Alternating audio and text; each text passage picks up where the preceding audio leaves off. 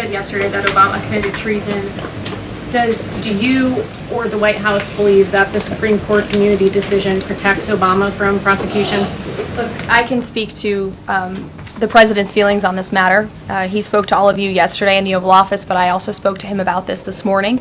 And he wants to see all those who perpetuated this fraud against our country, who betrayed our country and the Constitution, to be thoroughly investigated and held accountable. And it's been 10 years of this. And I would just add, based on everything the director has said and declassified, all of you in this room should go through it and take a look at this report and review the intelligence, because unfortunately that hasn't happened. And many of the people who perpetuated this hoax, Clapper, Andy McCabe, James Comey, and many others, have been hired by major networks in this room to go on television and continue to spew these lies, knowing that they are lies. And if you all recall, just flashback to 2016 and the years after, the entire Trump 1 presidency was embroiled in this scandal that was perpetuated by the Democrat Party. And you had major Democrat Party officials in this city, namely Adam Schiff, Hillary Clinton, Elizabeth Warren, who went on television and told the American people Donald Trump is an asset of Russia. It was a lie. They always knew it.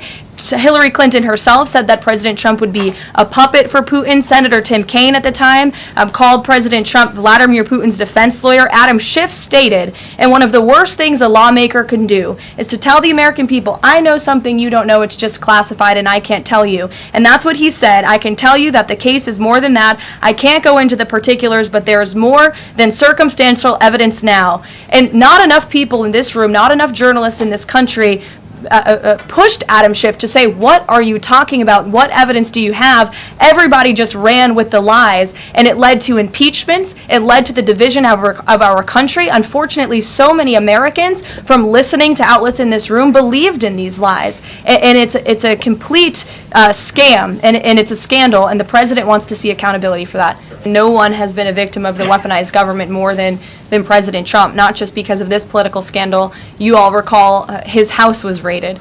So I think it's very disingenuous for people to say, how dare they speak of former President Obama about this based on evidence and based on intelligence, when the former President of the United States, Donald Trump's home was raided, when he was forced to sit in a Manhattan courtroom and many other courtrooms across the country for crimes he never committed, when he was impeached and indicted, and the entire country witnessed that. That's the weaponization of justice. Now the president is back because the American people see the truth. Nearly 80 million Americans re-elected him back to this office, and he believes that we need to have justice and accountability. And I think the nearly 80 million Americans who re-elected him agree with that.